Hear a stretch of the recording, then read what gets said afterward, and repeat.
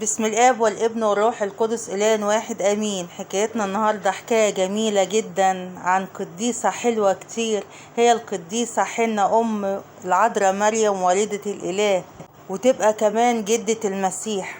فهي من أصل عبري، ومعنى اسم كلمة حنة النعمة والإصلاح والعمل الحسن، ومعناه الحماية. وهي جدة مخلصنا الصالح السيد المسيح له كل المجد بحسب الجسد. فهي من سبط لاوي وتعتبر ابنة كاهن، واسم أمها مريم، وخلفوا 3 بنات، هي مريم وصوبي. وتزوجت مريم في بيت لحم وأنجبت صالومي، وتزوجت أختها صوبي وخلفت أليصابات اللي هي وليد يوحنا المعمدان، وكان زوجها زكريا الكاهن. وقديستنا حنة تزوجت من يواقيم في الجليل، وأنجبت العذراء مريم بعد صلاة وتضرعات سنين عمرها هي والقديس يواقيم. وبكده تبقى القديسة العذراء مريم وسالومي والقديسة أليصابات ولاد خالات، وكلهم حكايتهم في الكتاب المقدس. وحياة القديسة ديت إنها تقدمت في السن كتير، وفضلت عاقر لسنين عمرها الطويلة هي والقديس يواقيم، وكانت صلاتهم وتضرعاتهم بالدموع قدام الله ليهبهم الله النسل الصالح من قبله وتكون مجد اسمه.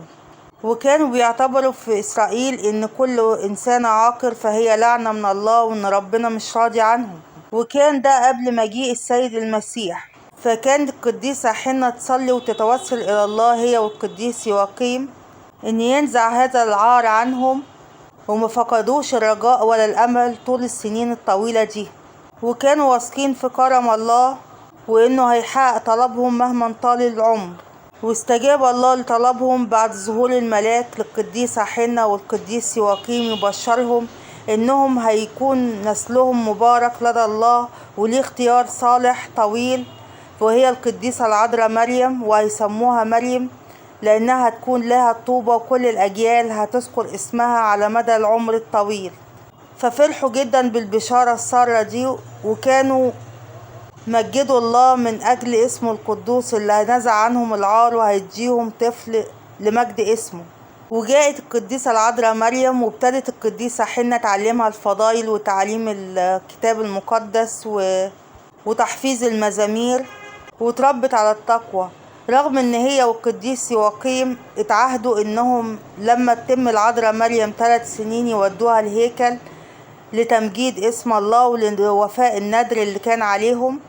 وكانت القديسة حنة شديدة التقوى جدا والصلوات الحارة، ونقلت كل إيمانها وصلواتها إلى القديسة العذراء مريم. فكانت تحب الكنيسة وتحب قراءة المزامير، وتمتعت بالفضائل النورانية على مدى عمرها، وكان ده الميراث الجميل اللي سابه لها والديها. ولما بلغت أمنا العذراء 3 سنين ودوها القديسة حنة والقديس يواقيم حسب وفاء نذرهم لله. وفضلت القديسة حنة تقدم الأصوام والصلوات وأعمال المحبة على طول عمرها وأعمال الخير والعطاء، وما كتبش امتى حددوا ميعاد نقلها للسماء. لكن القديسة مريم المجدلية أخذت رفاتها إلى فرنسا بعد 50 سنة من نياحتها.